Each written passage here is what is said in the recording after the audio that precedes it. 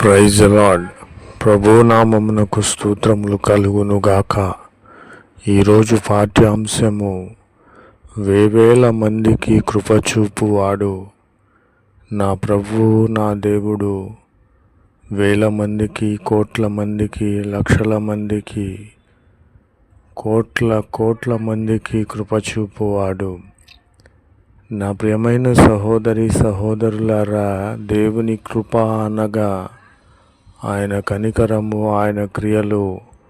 ఆయన కృప లేనిదే నేను బ్రతుకలేదు. ఆయన కృప లేనిదే నేను పోషించబడలేదు. ఆయన కృప లేనిదే నా స్థితిగతులు లేవు. కనుక దేవుడు వేవేల మందికి కృప చూపువాడు. ఆయన చూపు నీపైన నాపైన ఉంటే, దేవుని కృప నీపైన నాపైన ఉంటే మనము ధన్యులమే. కనుక నా ప్రియమైన సహోదరి సహోదరులారా, ఈయన కృప కలిగి ఉండుట మనము ఎంతో ధన్యులముగా ఎంచబడతాము. కనుక నా ప్రియమైన సహోదరి సహోదరులారా, దేవుని కృప పొందుకోవాలి. ఏమున్నా లేకున్నా దేవుని కృప మనతో ఉంటే, మనలో ఉంటే, దేవుని కృప మనకు ఆశీర్వాదకరముగా ఉంటుంది. ఎవరున్నా లేకున్నా దేవుని కృప మనతో ఉంటే మనము ఆశీర్వదించబడతాము. కనుక నా ప్రియమైన సహోదరి సహోదరులారా, దేవుని కృప వలన మనము బలము పొందుకుంటాము. దేవుని కృప వలన మనము పరిశుద్ధాత్మను పొందుకుంటాము. దేవుని కృప వలన పరలోక రాజ్యము చేరతాము. కనుక ఈయన వేవేల మందికి కృప చూపువాడు. ఆమెన్. నా ప్రియమైన సహోదరి సహోదరులారా, నీవు నేను మెలకువ ప్రార్థన చేయాలి. సమయము దొరికినప్పుడల్లా ప్రార్థిస్తూ ఉండాలి. అది అపరాత్రి అయినను అర్ధరాత్రి అయినను నా ప్రియుడు యేసుక్రీస్తు వారు తన రాకడతో వచ్చినప్పుడు ఆయన పిలిచిన వెంటనే మనం మెలకువగలిగి ఆయనతో కూడా ఎత్తబడేటువంటి మెలకువ ప్రార్థన చేయాలి. మత్తయి సువార్త 25వ అధ్యాయంలో బుద్ధిగల కన్యకలు తమ దివిటీలను చక్కపరుచుకొని ఉన్నారు. తమ హృదయములలో వాక్యము అనేటువంటి ప్రార్థనా విధానమును వారు ఉంచుకొని ఉన్నారు. కనుక దేవుడు తన రాజ్యముతో వచ్చినప్పుడు పరలోక రాజ్యంలో వారు ఎత్తబడి ఉన్నారు, పరలోక రాజ్యమునకు చేరి ఉన్నారు. కనుక మనము మెలకువగలిగి ప్రార్థన చేయాలి.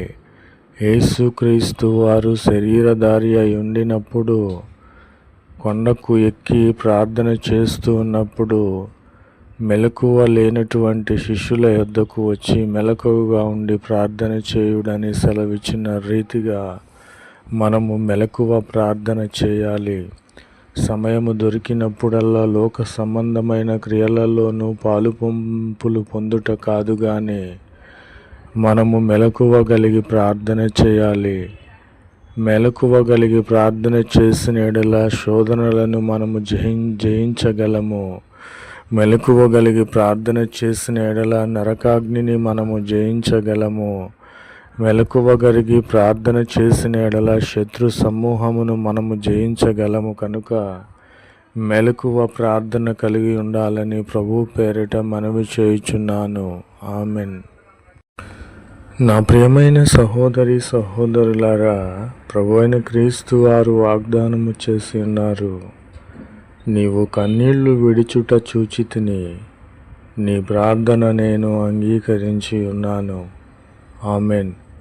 నా ప్రియమైన సహోదరి సహోదరులారా, విధవరాలైనటువంటి స్త్రీకి తన పొరుగువారికి గొడవ జరిగినప్పుడు పదే అన్యాయస్తుడైన న్యాయాధిపతి వద్దకు వచ్చి గోజాడుకొనినప్పుడు ఆ అన్యాయస్తుడైనటువంటి న్యాయాధిపతి ఆమెకు న్యాయము తీర్చి ఉన్నాడు. కనుక నీ ప్రార్థన ప్రభువైన క్రీస్తు వారు అంగీకరించి ఉన్నారు. నీవు పదే పదే అడగాలి. అడగక మునిపే ఇచ్చే దేవుడై ఉన్నాడు. కానీ నీ హృదయాంతరంగములను పరిశీలించుట కోసరము, నిన్ను నీవు పరీక్షించుకొనుట కోసరము, నిన్ను నీవు దేవుని కోసరము సిద్ధపరచుకొనుట కోసరము మెలకువ ప్రార్థన చేయాలి. నా దేవునికి అన్నీ తెలుసు, నా అక్కరలు తెలుసు, నా యొక్క కొరతలు తెలుసని నీవు అనుకొని ఎడల నీవు అవివేకివే. ఎందుకంటే అడుగుడి మీకివ్వబడునని సెలవిచ్చిన దేవుడే సెలవిచ్చుచున్నాడు. మెలకువ కలిగి ప్రార్థన చేయండి. మెలకువ కలిగి ప్రార్థన చేయుడని ఎందుకు చెప్పుచున్నాడు? నీకు ప్రార్థన జీవితం లేనిదే, నీకు ప్రార్థన అనుభవం లేనిదే, నీకు ప్రార్థన శక్తి లేనిదే, ప్రార్థన ఆత్మ లేనిదే, మెలకువ కలిగిన ఆత్మ నీకు లేనిదే, మెలకువ ప్రార్థన లేనిదే నీవు పరలోక రాజ్యమునకు ఎలా చేరతావు? కనుక నా ప్రియమైన సహోదరి సహోదరులారా, దేవునికి అన్నీ తెలుసు, నీ అక్కరలు తెలుసు, నీ అవసరతలు తెలుసు. కానీ మనము మెలకువ కలిగి ప్రార్థన చేయాలి. ప్రార్థన లేకపోతే, నీ జీవితంలో ప్రార్థన లేకపోతే సైతాను నిన్ను వెంబడిస్తాడు. సైతాను నిన్ను వాడి వశము చేసుకుంటాడు. కనుక నా ప్రియమైన సహోదరి సహోదరులారా, దేవుని ఎదుట నీవు చేసిన ప్రార్థన ఏమాత్రము విడిచిపెట్టడు. ఆయన వాగ్దానము చేసి ఉన్నాడు.